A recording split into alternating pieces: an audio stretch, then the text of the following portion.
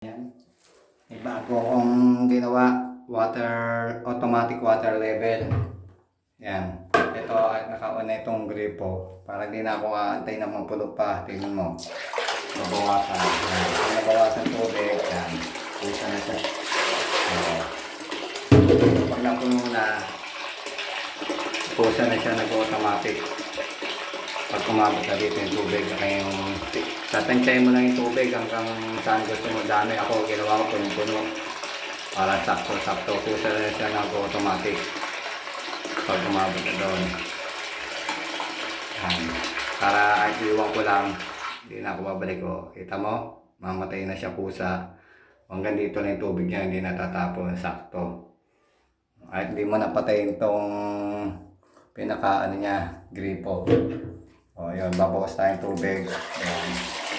Yan, babawas tayong tubig. Tuloy-tuloy lang siya. Tuloy-tuloy lang siya. Yan. At iwan mo na siya. At yun mo na bantayan kasi bumabalik-balik pa ako. Nakatamad. Yan, trabahong tamad.